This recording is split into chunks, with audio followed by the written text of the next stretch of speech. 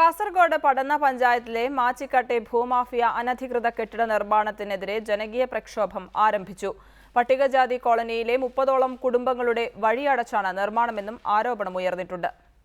പടന്ന പഞ്ചായത്തിലെ മാച്ചിക്കാട്ട് ഹോമിയോ ആശുപത്രിക്ക് സമീപം 80 സെന്റ് സ്ഥലത്താണ് 25ഓളം ചെറുവില്ലകൾ നിർമ്മിക്കാൻ പടന്ന ആസ്ഥാനമായ സ്വകാര്യ ഗ്രൂപ്പ് രംഗത്ത് വന്നിരിക്കുന്നത്. സമീപത്തായി സ്ഥിതി ചെയ്യുന്ന പട്ടികജാതി കോളനിയിലെ കുടുംബങ്ങളുടെയും ആശുപത്രിയിലേക്കുമുള്ള പ്രധാന വഴി തടസ്സപ്പെടുത്തിയുമാണ് നിർമ്മാണമെന്ന് നാട്ടുകാർ ആരോപിക്കുന്നു. കോളനിയിലേക്കുള്ള വാട്ടർ അതോറിറ്റിയുടെ കുടിവെള്ള പൈപ്പ് തകർത്തതായും ഇവർ പറയുന്നു. ഒരു വഴിയിലേത് വേണ്ടേ, ആ വഴിയില്ല. ഇപ്പം ഇവരെ ഈ ബാത്റൂമിൻ്റെ ഇതെല്ലാം വരുന്നത് അവരെ മുറ്റത്തേക്കാണ്. അപ്പം അതെല്ലാം അത് ഒരു ശരിയല്ലല്ലോ. പഞ്ചായത്തിന്റെ അനുമതിയില്ലാതെയാണ് കെട്ടിട നിർമ്മാണമെന്നും നാട്ടുകാർ ആരോപിക്കുന്നു. ഈ സ്ഥലത്തെന്ന് വെച്ചാൽ ഇപ്പം പെട്ടെന്ന് ഒരു 22ഓളം വീടാണ് വരുന്നതാണ് പറഞ്ഞത്. ആദ്യം പറഞ്ഞു ഇത് നേവൽ അക്കാഡമിൻ്റെ അവർ ഓഫീസേഴ്സിന് താമസിക്കാനാണ് വരുന്നത്.